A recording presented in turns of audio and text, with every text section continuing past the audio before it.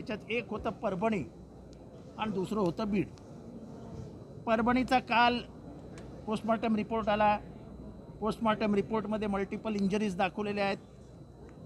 अजूनपर्यंत कुठल्याही पोलिसावर कारवाई नाही, अधीक्षकावर कारवाई नाही, ज्यांनी केलं त्यांच्यावर कारवाई नाही, पोलीस अंमलदारावर कारवाई नाही। याचा अर्थ पोलीस कायद्याला गृहीत धरत आहे।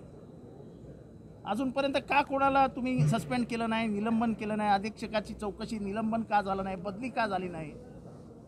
एक माणूस मारला जातो, एक विद्यार्थी मारला जातो, सुशिक्षित तिसऱ्या वर्गाला विधी न्याय विभागाच्या तिसऱ्या वर्गाला असलेला LLBचा स्टुडंट मारला जातो, सरकार शांत आहे। दुसरीकडे बीडमध्ये वाल्मिक कराड ज्या फोनवरनं धमकी देतो त्याची चौकशी होत नाही। कुठल्या कोणाच्या फोनवरनं त्यांनी धमकी दिली? शिंदे नावाच्या ऑफिसरला, सोमनाथ घुले। सोमनाथ घुले कोण आहे? संतोष घुले जो प्रमुख आरोपी आहे, त्या कदम यांच्या देशमुख यांच्या हत्याकांडातला प्रमुख आरोपी, त्याच्या फोनवरनं धमकी देतो, 2 कोटीची खंडणी मागतो। खंडणीत त्याला आरोपी करतात, मग त्याला खुनाचा आरोपी का नाही करत?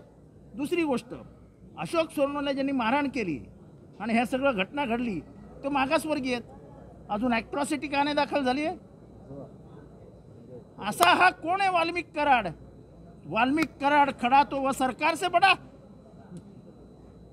या सरकारपेक्षा मोठा आहे वाल्मिक कराड। या सरकारची लाच जाते पहिल्या 5-10 दिवसातच। परभणी आणि बीड हे सरकारचे वस्त्रहरण करतायत।